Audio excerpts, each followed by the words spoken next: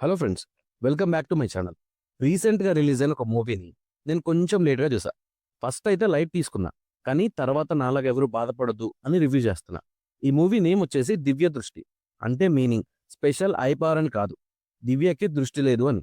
సరే, అయితే ఇంకా మూవీ గురించి డీటెయిల్గా రివ్యూలో మాట్లాడేసుకుందాం. దానికన్నా ముందు మన ఛానల్ని ఇంకా సబ్స్క్రైబ్ చేసుకోకపోతే ఇప్పుడే సబ్స్క్రైబ్ చేసుకోండి, వీడియోని లైక్ చేయండి. Thank you. కాన్సెప్ట్ ఏంటంటే దివ్య అండ్ భవ్య ఇద్దరు ట్విన్ సిస్టర్స్ లాగా. అయితే ఇద్దరికి ఒక ప్రాబ్లం ఉంటుంది. ఏంటంటే ఇద్దరికి ఐ ప్రాబ్లం ఉంటుంది. దానివల్ల మెల్లిమెల్లిగా కంటి చూపు కోల్పోతూ ఉంటారు. మెయిన్‌గా స్ట్రెస్ అయినప్పుడల్లా ఇంకా ఎక్కువ ఎఫెక్ట్ అవుతారు. సో, ఇలా వీళ్ళ ఐ ప్రాబ్లం వల్ల ఆల్రెడీ భవ్య సఫర్ అవుతూ ఉంటుంది. అలా ఒకరోజు సూసైడ్ చేసుకుంటుంది. కానీ ఇది సూసైడ్ కాదు, మర్డర్ అని దివ్యకి డౌట్ వస్తది. సో, దీని వెనుకున్నది ఎవరు అనే ప్రాసెస్‌లో దివ్య సిట్యుయేషన్ ఎలా చేంజ్ అయింది? దివ్యకి హెల్ప్ చేసింది ఎవరు?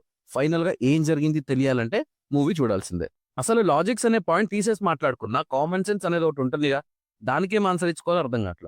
అరే, భవ్యకి ఐ బ్లైండ్‌నెస్ ఉందని తెలిసి కనీసం ఒక కేర్ టేకర్‌ని కూడా పెట్టరా? పోనీ వీళ్ళు బాగా పూర్ అనుకుందామంటే దివ్యకి పెద్ద బిజినెస్ వుమెన్ అనే అవార్డ్‌ని మూవీ స్టార్టింగ్‌లోనే తీసుకుంటదామె. ఇక్కడే డిస్కనెక్షన్ స్టార్ట్ అయింది. భవ్య ఎలా చనిపోయిందని తెలుసుకునే పాయింట్‌లో దివ్య ఉంటుంది.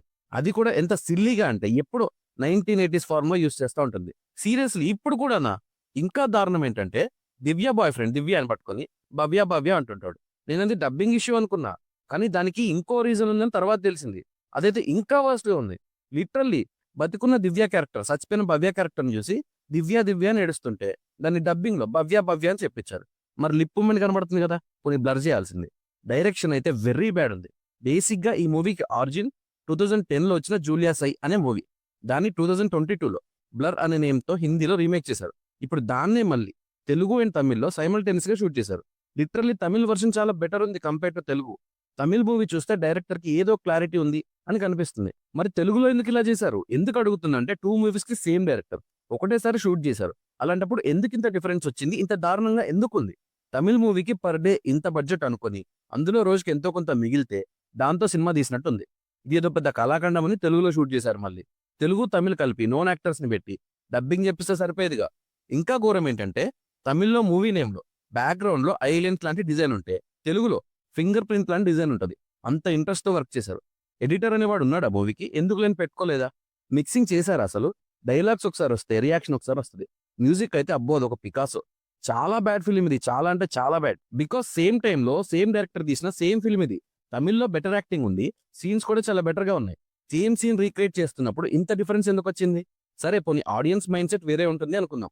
సీన్‌ని ఎలా డెవలప్ చేశారనుకుందాం. మరి యాక్టింగ్‌కి ఏమైంది? యాక్టర్స్ కూడా అందరూ ఆల్మోస్ట్ ఔట్‌డేటెడ్‌ని తీసుకున్నారు. సునీల్ గారు ఇలాంటి రోల్స్ చూస్ చేసుకోకపోవడమే మంచిది.